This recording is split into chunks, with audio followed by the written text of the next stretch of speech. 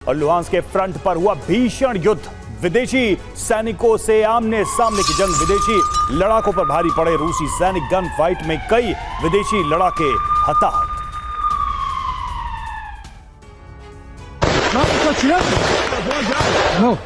Ukraine की तरफ से जंग में उतरे विदेशी लड़ाकों ने रूसी कब्जे वाले इमारत पर ग्राउंड अटैक कर दिया। विदेशी लड़ाकों और रूसी डिफेंस फोर्स के सैनिकों में 3 घंटे तक आमने सामने की जंग हुई। यूक्रेन के विदेशी लड़ाकों ने पेड़ों के पीछे छिपकर रूसी साइड पर गोलियों की बौछार की। इस बीच कई मोर्टार और रॉकेट भी रूसी सैनिकों की कब्जे वाली इमारत पर दागे गए। रूसी सैनिकों ने भी इस हमले का माकूल जवाब दिया।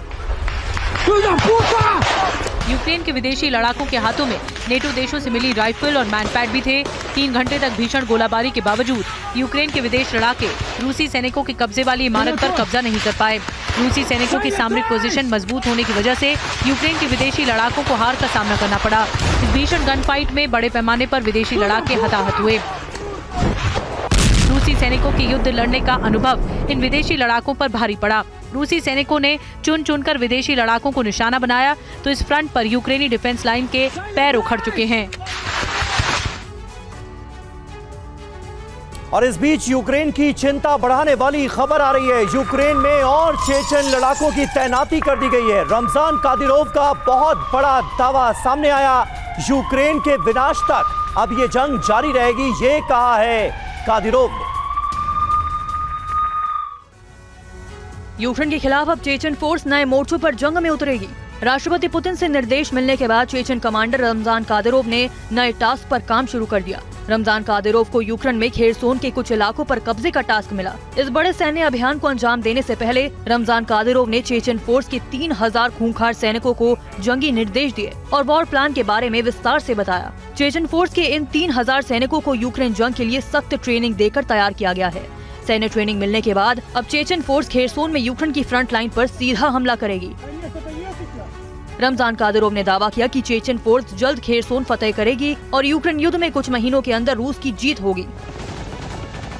चेचन फोर्स को इस बार ग्राउंड ऑपरेशन के लिए गुरिल्ला युद्ध की ट्रेनिंग भी मिली है ताकि छापामार अभियानों के जरिए यूक्रेन के सैन्य काफिले को आसानी से निशाना बनाकर नष्ट किया जा सके। तो चेचन फोर्स के इस मिलिट्री ग्रुप में कुछ फिदायीन लड़ाके भी हैं जिन्हें जरूरत पड़ने पर सुसाइड अटैक के लिए इस्तेमाल किया जाएगा।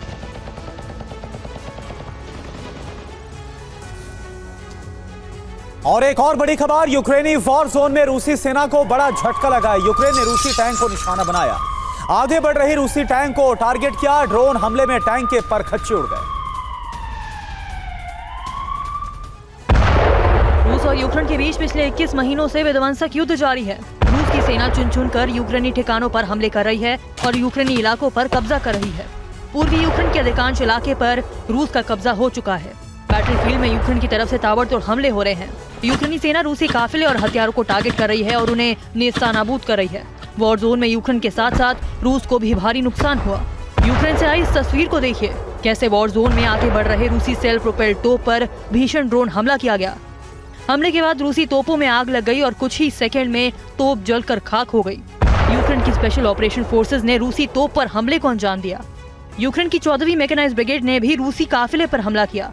मैकेनाइज्ड ब्रिगेड ने जंगल के बीच से आगे बढ़ रही रूसी आर्म्ड व्हीकल को निशाना बनाया। यूक्रेन के हमले में रूसी आर्म्ड व्हीकल तबाह हो गया। यूक्रेन का दावा है कि हमले में रूस के 3 आर्म्ड व्हीकल तबाह हुए हैं। हमले में कई रूसी सैनिक भी घायल हुए।